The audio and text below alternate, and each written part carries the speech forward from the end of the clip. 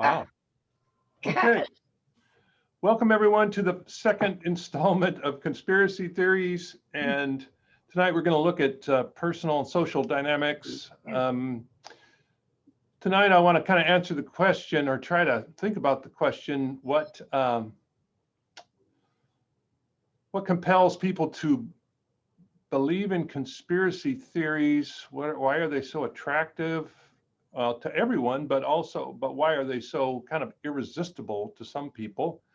And so we'll explore that a little bit. And like last week, we will begin with a scripture reading, and then I'll do a prayer, and we'll begin that way. So I'm going to share my screen.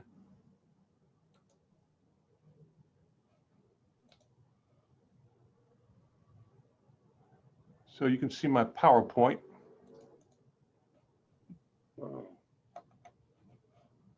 All right.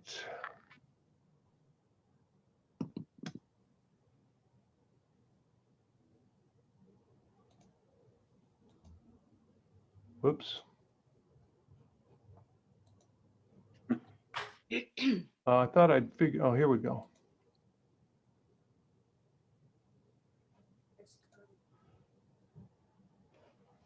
So we are going to look at conspiracy theories. Can everyone see that pretty well today? Mm-hmm. Yes. Week 2. Yep. Okay. And here's our scripture for today. Left a little bit. Can someone read that? I will. Okay. Love never ends, but as for prophecies, they will come to an end. As for tongues, they will cease. As for knowledge, it will come to an end. For we know only in part, and we prophesy only in part. But when the complete comes, the partial will come to an end. When I was a child, I spoke like a child, thought like a child, I reasoned like a child. When I became an adult, I put an end to childish ways.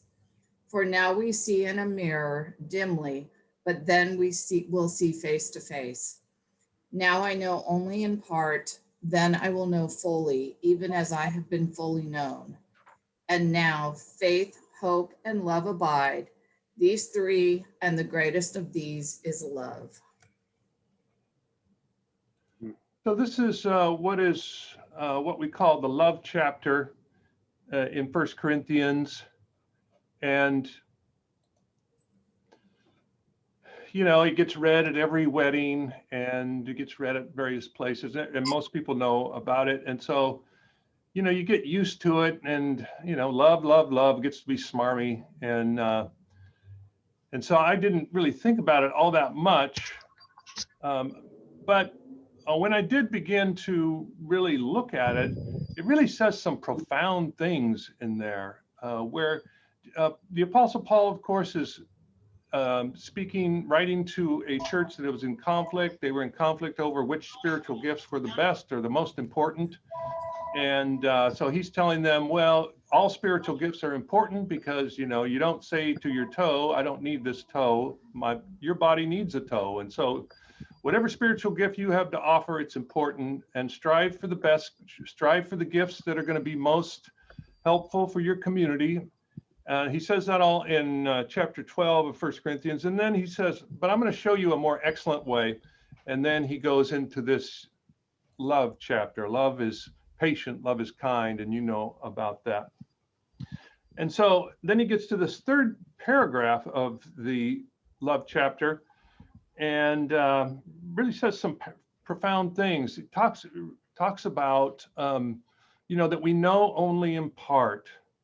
So let's unpack some of these analogies or metaphors. What do you think he means when he says, when I was a child, I spoke like a child, I thought like a child, and I reasoned like a child?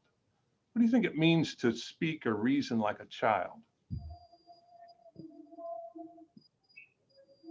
Well, you don't know everything when you're a child, so you know what you see, and then you talk about it. But just because you get old doesn't mean that you don't still see like a child. Okay. Yeah, Connie? And I think children tend to live in the moment. And whatever is happening now is what is happening. And what life is all about is what's going on right now. And although children may do some reasoning, I don't think they do a lot of it. I think they learn from experience, but thinking through what's happening is probably not something an infant does. Mhm. And so I see being a child as living in the moment, whatever that is. That's good. Yeah. Okay. Marilyn? Well, it seems like, I mean, some of that is actually a positive part of Mhm. thinking like a child, is learning to enjoy in the moment. Yeah. But children also have limited experience. And so as an adult, you begin to have more experience, and things aren't always quite as they first appear to be. You may be more able to look behind things. Whereas as a child, you react to what is immediately apparent. Okay, Yeah. yeah, that's all good. I think also that children are more inclined to react to their own needs. You know, they're more egocentric because they know what they need and they know what they want, and they figure out how to get that. And so they have to learn to become more outgoing and you know, considerate of others. I think in the early years, you're not so aware, and that has to do with, you know, just learning what being human's about. Yeah. Well, so what is it? I think those are all great answers. And he says, and when I became an adult, I put away an end to childish things. So think about the image of I thought like a child once upon a time, and add this to it. For now we see in a mirror dimly, and then we will see face to face. Now, what do you think that means? Well, mirrors are reflections of what we see when we look into them. And I think what Paul's getting at is when we come into God's reality, it will be no longer a reflection. It will be face to face. It will be real. Well, yeah, and I think seeing face to face, seeing the face of God is wisdom. You know, whereas when you look in the mirror, you are seeing a reflection of yourself. There's not a lot of wisdom to life when you just look in the mirror. Right. And remember, all this is in the context of living in community. He's trying to teach living in community. Go ahead, Connie. And I think when we look in a mirror as adults, in many cases, we see what we want to see, what's really there. And I think maybe that he's saying that what we see may not necessarily be what's really there, because what we're seeing is a dim view of what is really there. And that there will come a time when we'll really see what's up and what we are and where we stand. Yeah, Connie, that's a foreshadowing of, we're going to listen to a little clip from a psychiatrist who talks about conspiracy theorists. And she says, one of the things that, well, all humans are conditioned to do, and that is that we all have this cognitive thing called a confirmation bias. We tend to find what we're looking for, or we tend to find support for what we already believe and disregard support for what we disbelieve, right? So yeah, I think that's what you're saying. And anything else about the mirror dimly?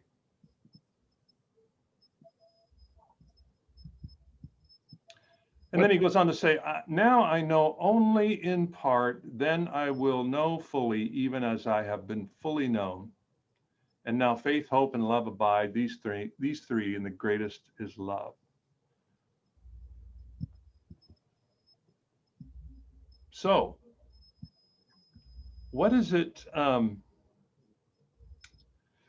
so what I grabbed from this whole thing about I thought like a child is a certain self-centeredness, right? That children haven't developed that ability to imagine that there's any other way to think about something, or imagine that other people may think differently than they do. And so there's this natural self-centeredness. And so to reason as an adult maybe means to recognize that other people see things differently, and to understand that we all see through a mirror dimly. Like some of you said, we look at a reflection of ourselves and what we really think rather than reality as it is. And so we can't know fully everything out there. And but what we can know is, by faith, is that one day we will know, Paul says.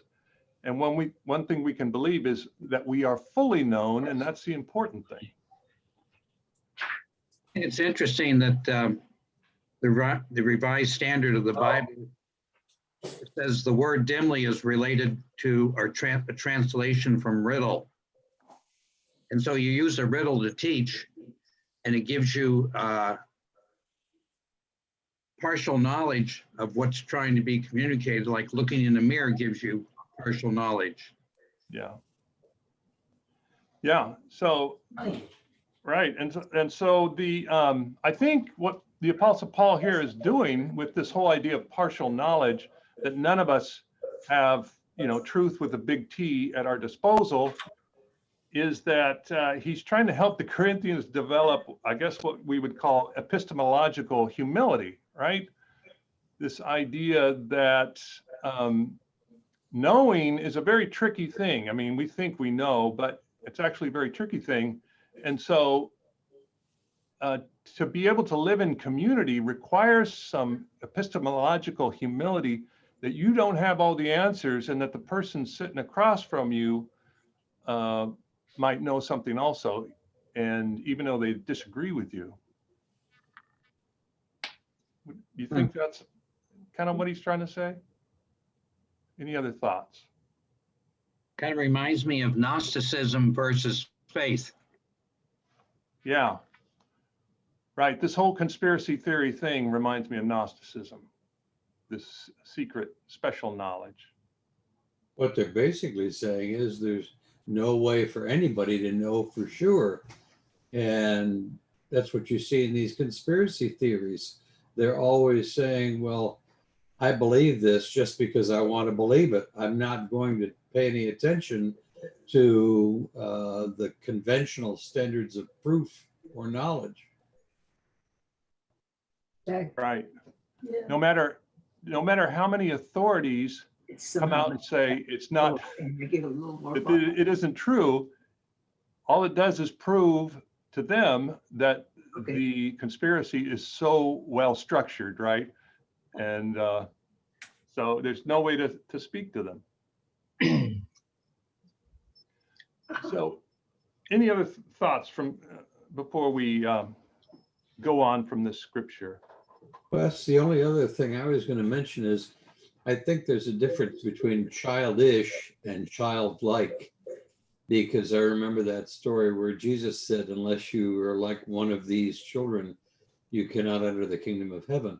So I think there's a real distinction there.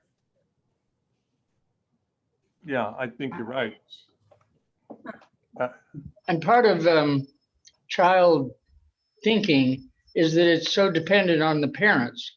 It's a derivative knowledge from the parents. And so much of children's thinking is just a parroting of what their parents are telling them. And something about adulthood is coming to a point where you actually have a mind of your own and you separate from the domination of your parents and begin to act as an individual. Right. So true. Well, and so, when you think about the way Presbyterian churches are structured, we are really structured with the Apostle Paul's teaching in mind, because we understand that one person can't hold the truth and can't discern which way, what a church should do. You know, we rely on representative forms of polity, and we rely on the majority votes. And it's a very sloppy and bureaucratic way to go about the business of the church. But it really derives from the sense that no one, that everyone has to live in community with some sort of humility, and no one person can call all the shots. So let's pray. We give you thanks, O Spirit of God, for this evening that you've given to us and for the day that is behind us. And we pray that you would sharpen our hearts and minds to learn from one another. Amen. Amen. Amen. Okay, I'm not going to share the screen regarding terror management theory. That's something I put in the study questions, just in case you want to look those over. It's something that for me explains a lot about people's behavior, and basically what it says is that human beings, we have to make sense of our world. You know, we have to find meaning in it. And, you know, we have all these random things that happen around us, but our brains have really evolved to find patterns and to find meaning and to believe. And when that begins to break down, then we get really anxious. And so that buttress of meaning has to be strong, and to buffer us against, you know, what is death and meaningless, the anxiety that generates. So did anyone read that and have any questions about it? Well, I was just thinking about cultic behavior. Cultic thinking is usually dependent on a single source, a single individual, a kind of head of the cult, which eliminates all the confusion and difficulties of weighing and measuring. You just believe in the cult figure, like Trump, like David Koresh, like Charles Manson, like, you know, you can pick out all the cult figures and the cults that develop from them. Yeah. Jim Jones. Yeah. Yeah, I mean, to give yourself over to a belief system, and especially something as powerful as a cult, is very satisfying, isn't it? I mean, you can just, there's no It's a relief. Oh, I don't have to think anymore. Right. Just have to follow. Connie?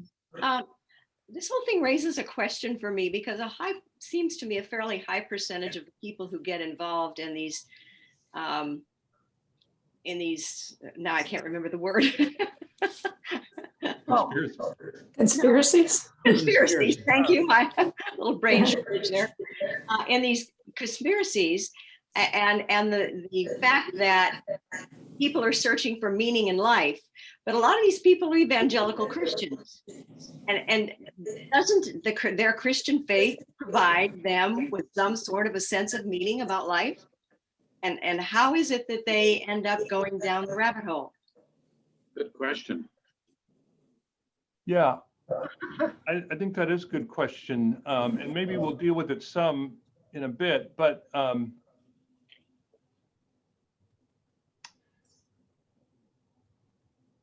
at the end of, I think my last PowerPoint is kind of this, this look at, let me see what it says in the book. Where is my book?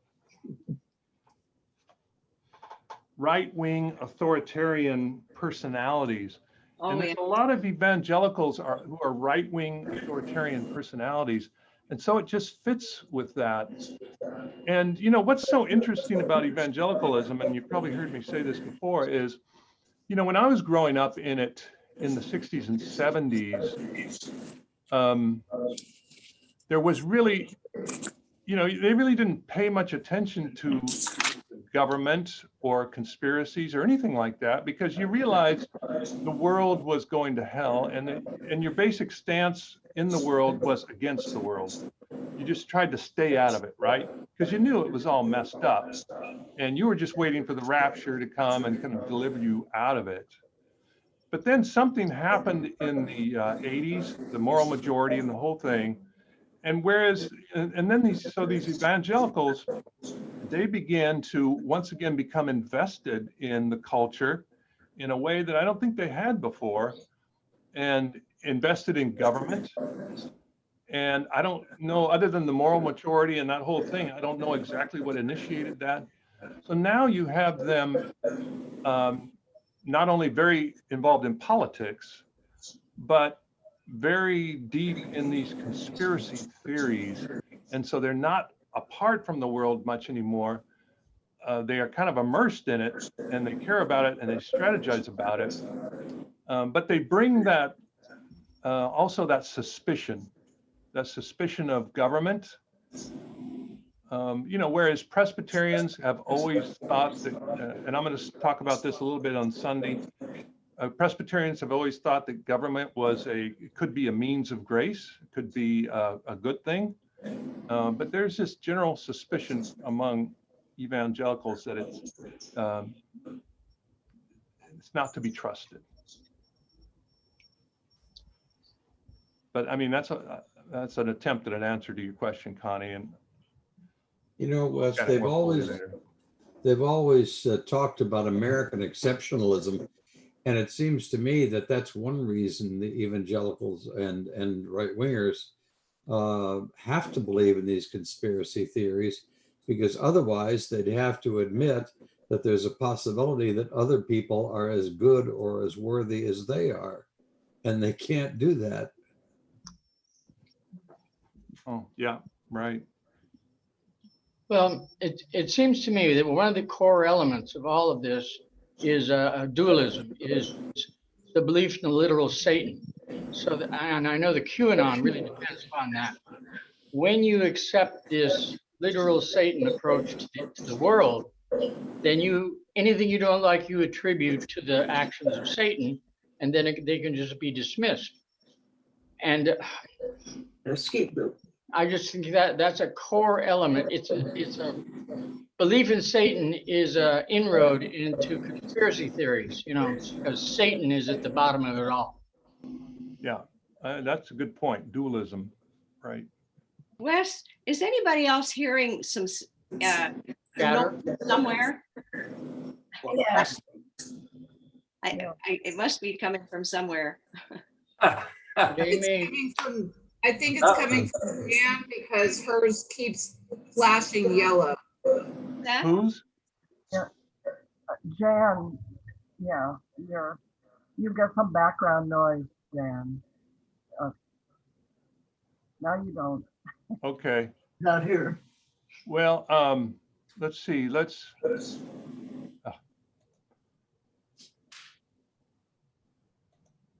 try that. Okay, so some of you are muted now. I mean, if you want to talk, just unmute yourself, raise your hand. So, as you can imagine, if our essential nature is to make sense of things and to find meaning in things and find patterns, then you can understand that, this idea of epistemological humility is hard to come by, because in our certainty, we are buffering ourselves against anxiety. And so it's hard to admit that we don't know everything, right? And that others might know everything. So there's this sense that, people who are immersed in these conspiracy theories are, it's kind of a life and death struggle for them. And then we know that people who tend to be addictive personalities are especially prone to be involved in conspiracy theories. So I'm going to share my screen once again and go to the next slide.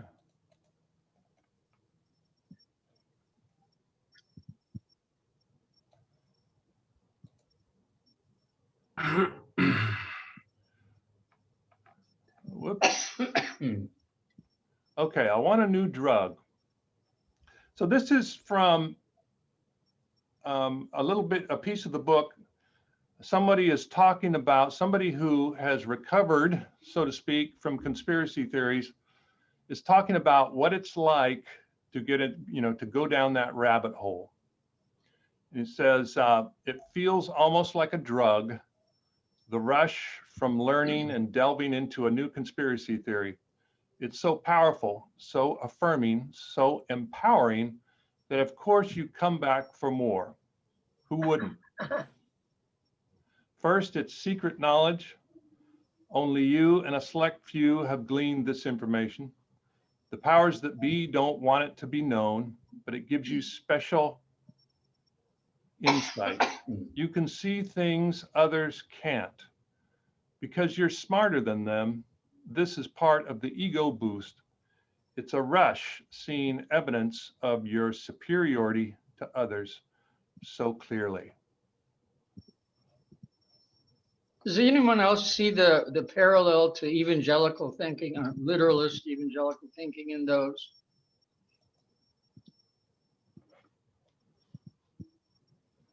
I mean, I feel that sense of, first of all, secret knowledge, that anyone who doesn't understand the knowledge that I have is really is bad or unacceptable, that only I have it. It makes me feel real good to know things that other people don't accept and don't know.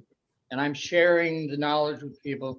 It's a wonderful position of moral superiority over against, well, you and me who don't believe in the literalist interpretation of scriptures. So I think just literalist evangelicism is a kind of a cult in itself. And it easily marries up with other cultic activity. And that's why they can vote 80% for Trump. There's a cultic attitude to Trump, that he can say no wrong, that whatever he says is true, that I don't have to believe in anybody else. I just depend on Trump as my leader. And, I just see there's some parallels there. Yeah. I'm with you, David. But I also am not sure that I know anything that is so special that nobody else knows it. It's just me and like two other guys. That's just not happening. It's not happening. Well, I'm wondering, do any of you have anything that you feel that you can do or that that makes you feel unique or special and therefore gives your self-esteem a lift? I mean, have you ever experienced that? I'm experiencing that with Westminster. The whole Westminster experience gives me a charge of that feeling, particularly every Sunday, and I just spread it out during the week to make it to the next Sunday. All right.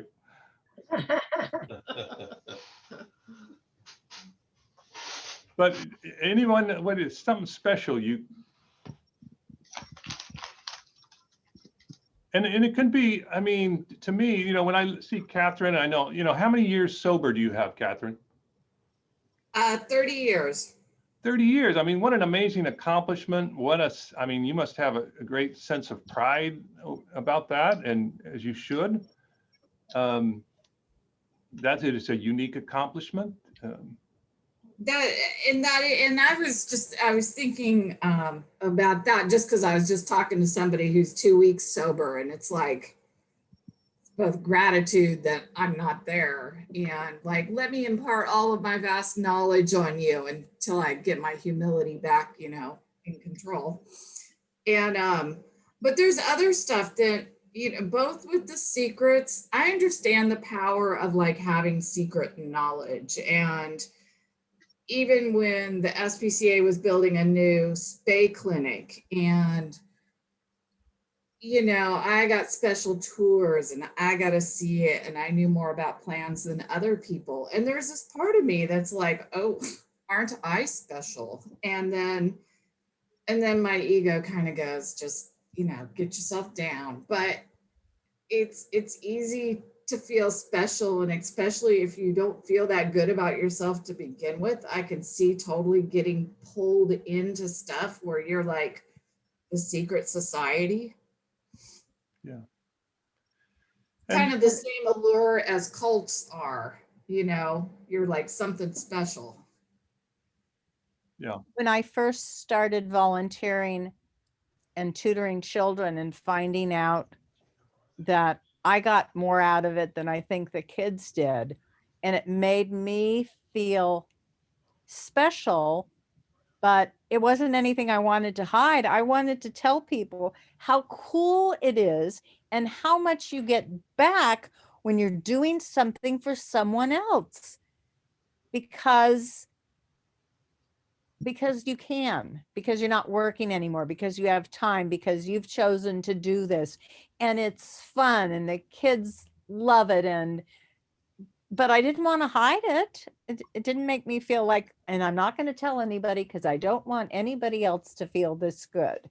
Like, you should find out how cool this is to do something else for someone else. yeah. Love is infectious. I really believe that. So, yeah, as I look on the screen, I see people who are very successful in life, and even with us, we get a boost of ego, a boost of self-esteem when we can accomplish something, or think we're unique in some way. Can you imagine, someone, a guy in his 30s, kind of has a nowhere job, maybe lives in the parents' basement, with having this sense of a loss of agency, and a loss of control in the world, maybe has a hard time developing romantic relationships or relationships at all. And you can imagine how powerful it would be to have this secret knowledge that no one knows, and what a self-esteem boost it would be to this person. And I think that is part of the tie-in, perhaps, to evangelicalism, in that the history of evangelicalism has been sort of the other side of the tracks Christians. I mean, you had the mainline Christians who historically were in places of power and in government, and kind of the respectable churches. And then you kind of had the other side of the track churches that tended to be poor and working class. And so maybe that also is some of the evangelical connection. I don't know. What do you think? Well, the society bombards us with all these images of people with billionaires and cars and airplanes, and the impression is everybody else is having a fantastic time, and here are you sitting in your room, mom upstairs yelling at you.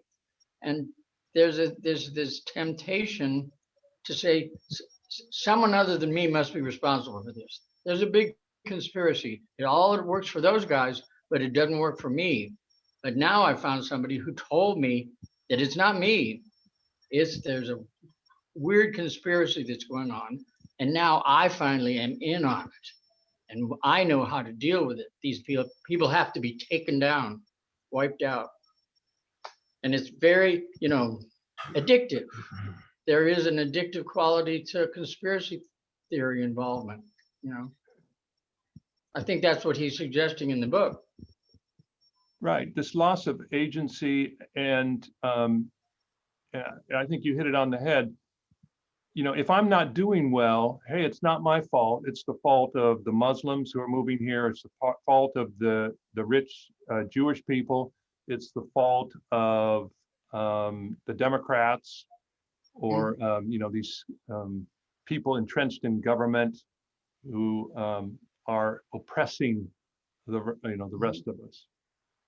And they're not just wrong, they're evil. You can dispute about right and wrong, but these people are evil, and there's only one way to deal with evil people, and that's kind of destruction. The war against evil, the war against Satan. Mhm. Yeah. Yeah, Yeah, Marilyn? it seems to me like, even if you don't think there's any way that you can bring those people down and get rid of them and accomplish whatever it is that you think other people are accomplishing, if it gives you a meaning to life, you may not be able to do this, that, or something else, but your life has meaning because you're working on addressing this problem that you perceive. I mean, that's really what he's talking about in the whole care management. You have to have, everyone needs to have some sense of meaning in their life. And if if their job doesn't give it to them or their personal relationships don't, then this is one more way to think, well, I'm here for a reason and I'm doing something that matters. Yeah, and add to that, you're doing something that matters and you're doing it with others. So there's this sense of camaraderie with other folks who are unique like you, and you share this secret information, and that's very powerful also. It's like the bond that you can only form in combat because it's not some highfalutin reason you're there. You're there to protect your buddy in the next foxhole. Right. I'd like to add a couple of things here because this discussion is not reflecting my experience, hardly at all. I came up from a very active evangelistic congregation, and Po folks as well. And I found out that the Po folks really have a lot of hope in death and heaven. And heaven was what they were really fixed on. And I have been wondering whether, to what extent that may be a conspiracy theory in itself, because I don't know of anybody in my experience that's been there that can verify the pictures that they have about heaven. I then wonder about my religion, what I'm taught now, and what it teaches me about then. And I see that to an extent. I hope this connects. I'm not sure I'm making the best connection. In the words, and now faith, hope, and love abide. I'm not quite sure where Paul gets that conclusion, but faith and hope, I see, look forward to then. At least that's been my interpretation up to this point. Love works for me in the now, and I can understand being attracted to that. Now, those 2 points, the faith, hope, and love, and the then that the evangelistic group look forward to, don't quite connect, but I'll stop at that. Well, Bill, what I'll take away from that and always remember, I think, is that you saying that heaven might be a conspiracy theory. So that's I'm wondering about that. I really live with that in mind. I think the end for me is when they put me in a box, and then what has been worthwhile is whatever I got done, and it won't be very much up to that point. right. Connie, were you going to say something? You're muted, Connie. What I had to say doesn't fit with what we're talking about now, so I'll save it for later. Well, go ahead, because we're gonna switch to a video in just a second. Well, it had to do with this feeling of belonging and relationship and being a part of a group. And with the advent of the internet, it's changed the whole dynamics of that, because most of these people don't even know any of the people who are part of this same conspiracy. So the relationships they have are distant relationships. They never really have to get to meet these people and get to know them. And I find it very troubling that so much of this is being, so much of the growth of it has happened since the advent of the internet and social media. Yeah. Doesn't it seem like we're becoming one great large reality show, that we're all participating in, and everybody wants to kind of get in on it. They want to be part of the reality show. They want to be a story. They want to be with it. They want to know what's going on. And it's really tainted our whole society, that reality TV structure. I mean, we elected a reality TV host as our president because we're all on this reality TV show. And it's, I don't know, how you play it, how you get in on the game, how you penetrate, how you look, on TV. And that sounds like madness to me. Increasingly, I see madness in my society, and that seems to be one of the elements. Well, David, you need to be an influencer. And when somebody says, what do you do? Well, I'm an influencer. Whatever the hell that is. Influencer. We're going to go down that rabbit hole next Wednesday, where we talk about social media. We talk about the possibility of censorship as control. And but I would just say, yes, it's that social media that has exacerbated this whole thing. And the real scary part, Connie, is when these people who do meet on these channels and so forth, when they do get together, it tends to be violent. And so when they do physically get together in person, it's usually to carry out some kind of violence. And that's reality shows are based upon conflict. That's what gives you the militia oriented. Each man is part of his own little separate army, trying to influence the other armies. That's what makes it interesting. Oddly. It sure is interesting, that's for sure. It seems like the evangelical church has been hijacked periodically by social movements such as McCarthyism, and that was bad because communism was against God, and then abortion is against God. For all these things. And I'm not, and I look at evangelical churches. There's the mega churches, and they have the ramifications of, like Franklin Graham, and they play politics pretty regularly. But then you have the storefront evangelicals who may not be, we may be more in sync with them in terms of our being able to cross a bridge with them.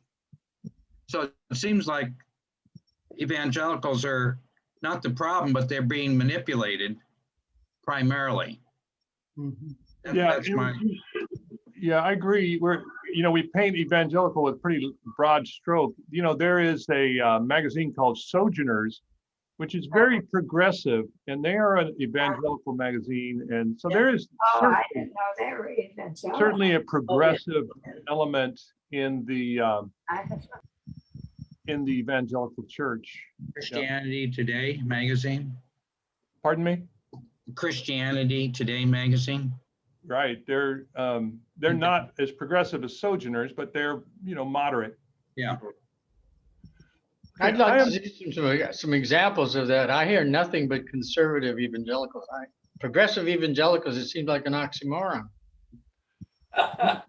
You need to look at Sojourners online. Sojourners. Okay, I'm going to share my screen, and we're going to check out a video here of a psychiatrist talking about conspiracy theorists. If I can find it.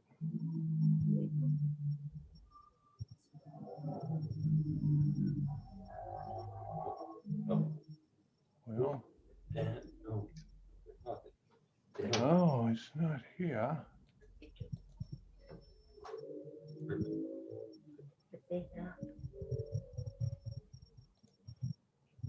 Okay, can you see that? Epstein's apparent suicide has led to wide speculation and theories about Yes. how he died. The disgraced financier's body was found inside his Manhattan jail cell.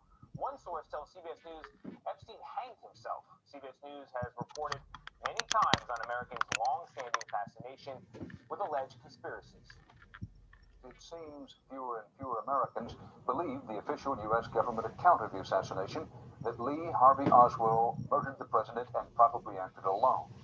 Those who charge a conspiracy as being carried on by scientists and the military cover up visitations from outer space. Use that charge to explain why no UFOs have been reported by our space defense system. The Elvis Lives controversy got going in earnest with publication of a picture a fan took at Graceland after Presley's funeral. Now, you saw Elvis where? In the grocery store in Vicksburg, Michigan. That's not a conspiracy, that's true. So how are these conspiracy theories born, other than that right there? And what role does the internet play in fueling them? Psychiatrist Dr. Sue Varma is here with some ideas. On the one hand, we live at a time when there is more information available at our fingertips than at any other time. But on the other, it seems that so many of us turn to information that confirms our wildest imaginations. Why? Yes. So uncertainty produces a lot of anxiety for people, and conspiracy theories are one way that our brain is trying to cope with it. And in fact, we see that the fear centers in the brain, the amygdala, tries to go into analytic overdrive, and it takes the same amount of limited information and keeps churning in and processing new narratives. And that's why we can see conspiracy theories 50 years after an event has happened. On some level, though, we have to believe it, though, don't we, Sue? For them to flourish, we have to believe it. Yes, and this is what we call confirmatory bias, in that our brain seeks information that it already believes, and it also seeks information from other people that we trust. And nowadays, we're finding that news is coming from our peers, from our friends. We're getting it from social media, and there isn't this top-down effect. There's more of a sort of democratic approach to seeking information. Even if it's misinformation, our brain wants control. It wants a sense of safety. It wants to fill in the gaps, and it's looking everywhere it possibly can to do that. Are certain people more prone to believe in conspiracy theories? You know, this is such an interesting theory. So we used to believe that it was people who were marginalized, who were on the fringes, who were isolated, who perhaps had a lot of time to go down these rabbit holes.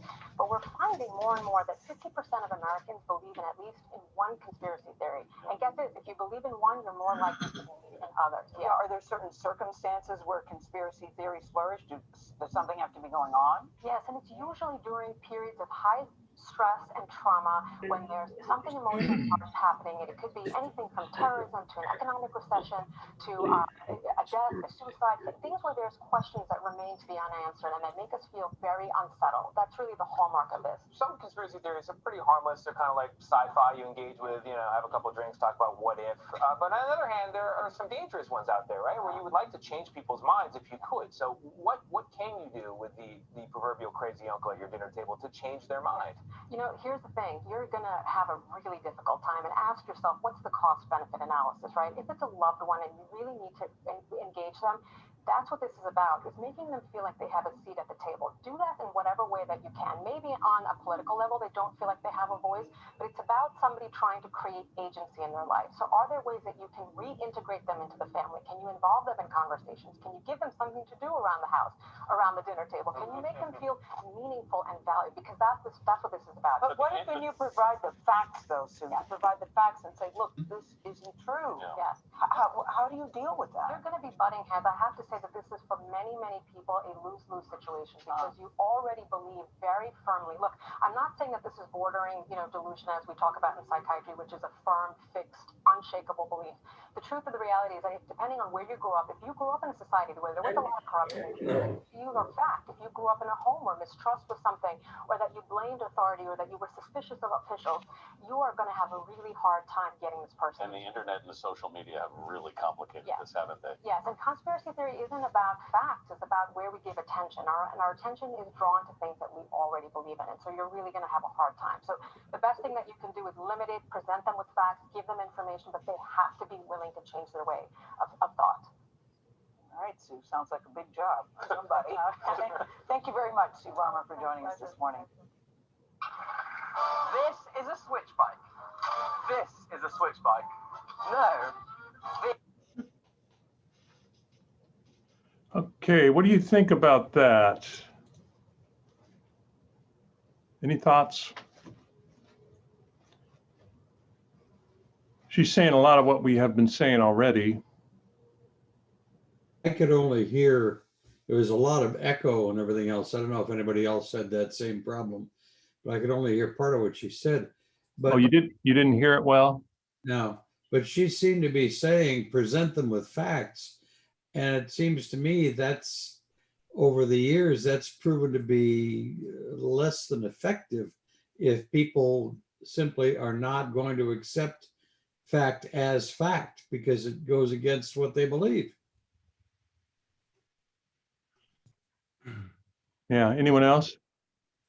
Well, and that's one thing she said at the end was basically they have to be willing to consider changing their thought patterns. And a lot of people who are in conspiracies aren't so willing. Yeah. Didn't she also say, though, that you have to make them feel valued and respected so that you're not coming at them as though that they're ignorant? And, you know, the very thing that they're fighting is inferiority. So they're not going to listen if you make them feel more inferior. Yeah, I think she said almost change the subject. Give them talk about something you can't agree about. Don't move them anymore out of the picture because their thinking is so far out of the picture. Just find something else that you can agree about that they won't feel they're being cut out of the conversation. Give them something to do. I wonder why it is that we feel obligated to change anybody's mind on a conspiracy theory. We have large segments of our relatives from Texas, and they tell us that all Texas believes such and such. We simply don't talk about it. Why argue? Why argue with Texas? If we change some of their minds, they might not have raided the Capitol. All right. Connie, were you going to say something? Well, I found what she had to say other than the fact that she said to make them feel a part of it, I found it distressing because from what I've read in the book, you know, a very high percentage of people who go down the rabbit hole are not interested at all in changing their minds. And the more and more people get involved in that, the more likely we are to have some pretty awful violence in this country. And that I find very concerning. And I don't know how we get out of it because they're happy where they are, or at least they are reasonably comfortable. I'm not sure they're happy because they're angry as all get out, many of them. But how do we change things so that they can have confidence in what we see as the real world? Well, that's when I say we're going to have, on this subject, this is where we're going to agree to disagree. They're not going to change my mind and I'm not going to change theirs. And so I spend time on it. That works for me, but I think Doug had a good point. If you don't change their mind, maybe they'll attack the Capitol. Yeah. Some conspiracies are dangerous. Yeah. Plus, if I don't get the people to think like I think, how can I feel good about myself, right? So, in Occupy, we had a kind of a course in nonviolent communication, learning how to talk to people who completely disagree with everything that you're saying. And the first step was always understanding their point of view and showing them real authentic interest in what they believe. And then you have a possible inroad to say, well, you know, what I believe or what problems I find with your reasoning is such, without this antagonism, without this, I'm smart, you're dumb, just stop and listen. But you have to show that you actually understand their position first, and that's step one. And I'm not saying that's an easy. excellent point. I think that's an excellent point. And our last Wednesday together, we'll look at 9 things that this writer suggests we can do. And I think empathy and listening, I think those are probably the foundational things that you can do with someone. And I think, as a country, just helping people maintain and gather some self-agency,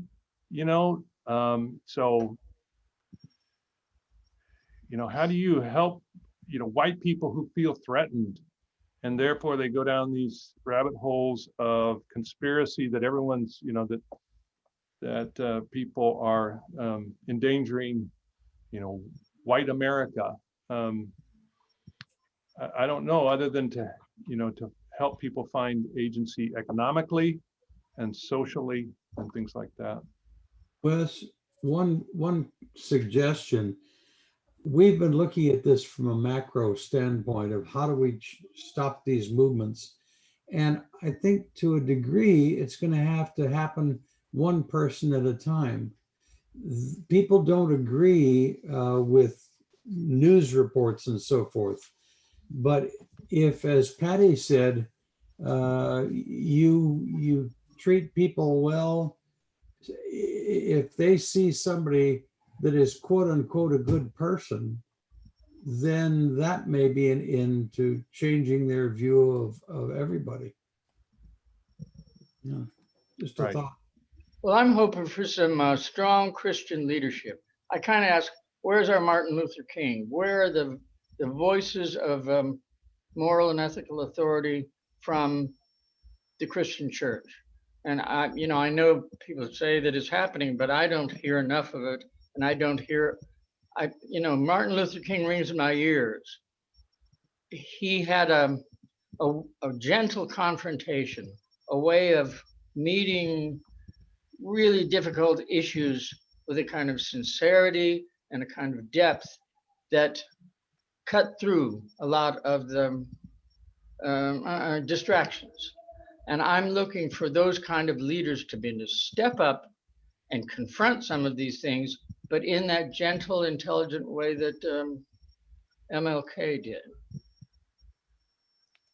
Right. Well, we're almost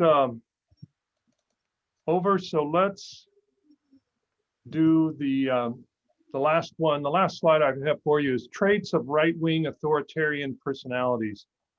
Can everyone see that? Yeah. Yes. Yes. Okay, so somebody want to read the first one?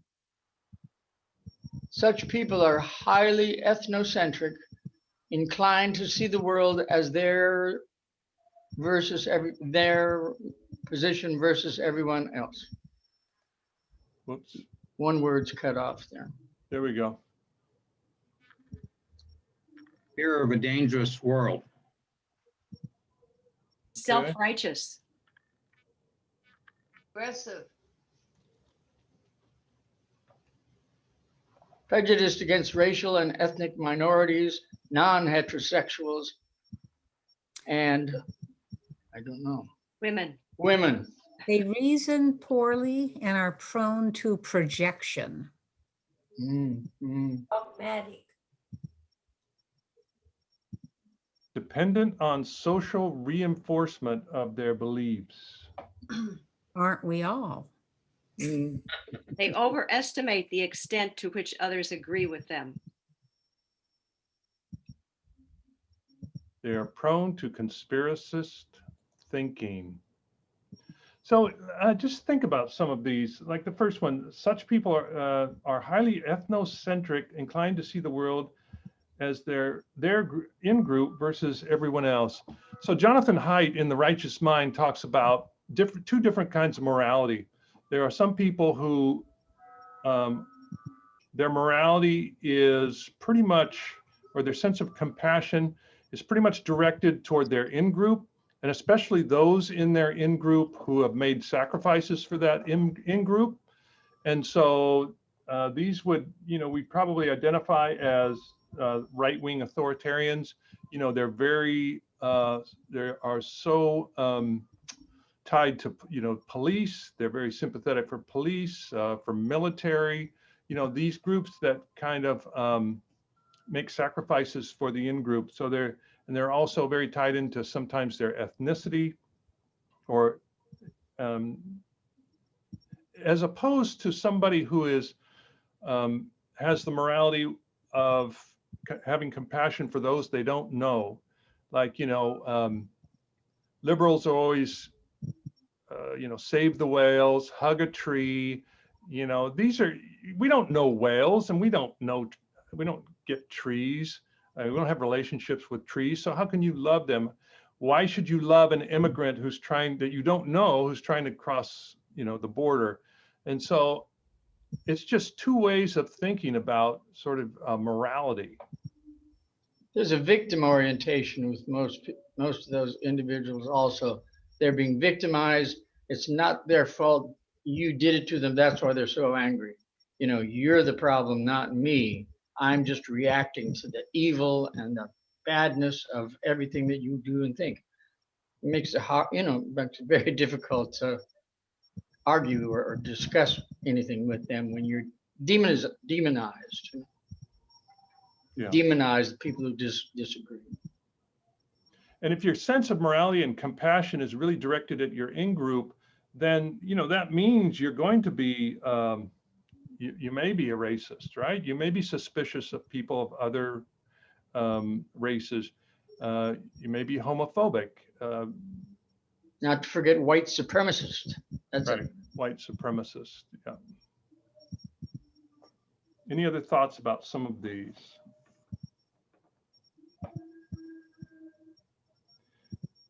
They are dependent on social reinforcement of their beliefs. It's like, with Presbyterians, we have this sense that, the Buddhists are good people, agnostics are good people, atheists can be good people. We don't tend to evangelize real heavily, and certainly not dogmatically.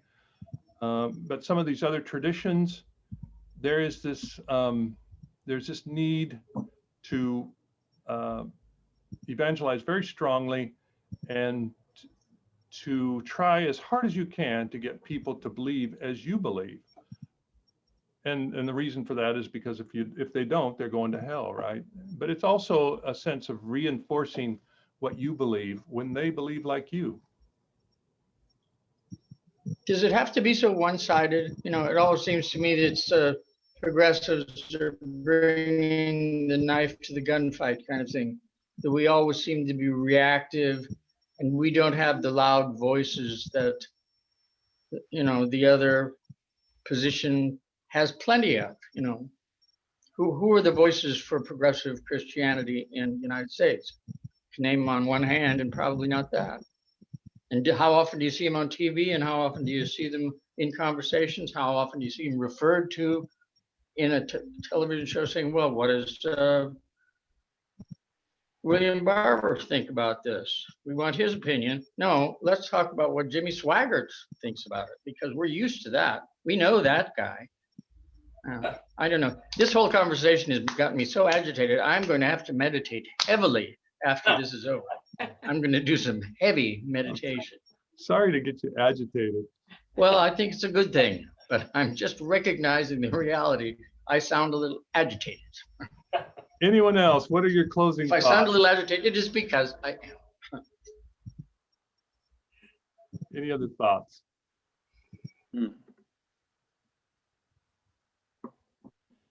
Yeah, I mean, I had people tell me that they weren't going to join us because the topic is so distressing.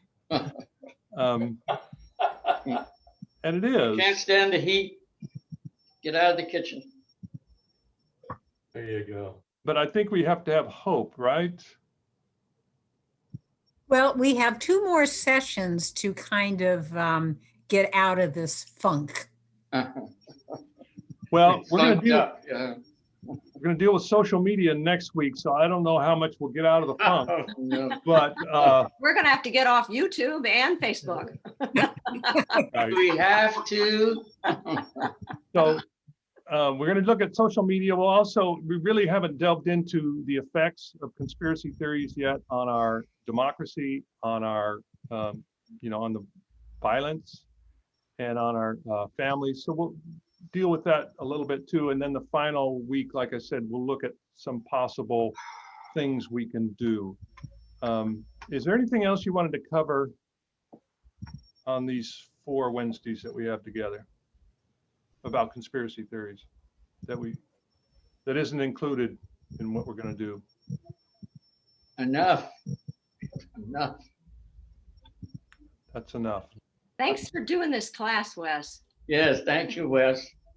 You're a brave man. Well, I hope we gather some solutions that we can feel comfortable with. So if we get anything from this group, I hope it's a sense of agency that maybe we can do something. Amen. Carol is waving her hand. She wants to say something. I'm trying to unmute her. Can you unmute yourself, Allison? Okay, can you hear me now? Yeah. Yeah, I would sort of like to get into how you deal with it within your own family. Yeah, that's what we'll definitely do the very last week. Okay, that's going to be covered. All right. This book has some ideas. Okay, I'm just barely into it. Wes, maybe you could do a shared pulpit with Capital Christian. Well, we'll come I went to, what's that? We'll come to Capital Christian and sit in those cushy chairs and support you. There you go. I kind of have my doubts that they'd let me in that pulpit at all. Although I went to college with the pastor at Capital Christian, and he is actually, I will say, for an Assemblies of God church and a Pentecostal church, that church is definitely more moderate than you would get some other places. Mhm. And he is much more, I don't know if you'd say progressive, but he's much more moderate. What's his name? His name is Cole. Is that the son? Pardon me? Is that the father or the son? He went The to school. father was Glenn Cole. The son is, I went to school with him. I can't even remember his first name. Reverend Cole. Okay. Reverend Cole. There you go. Yeah, Junior. Okay. Good night, all. Any other closing thoughts before we go? Wisdom? No wisdom. Bless you all. Have a great evening and week. We'll see you on Sunday. Just one thing, one thing. We still are in God's hands. Cannot forget that we, in all of the difficulties and confusion and our pain, we are still in God's hands. And I think you've taught us from the pulpit the importance of keeping that in mind. And we believe in the power of love. Indeed Amen. we do, Alice. Indeed we do. Great way to end. Thank you, you two.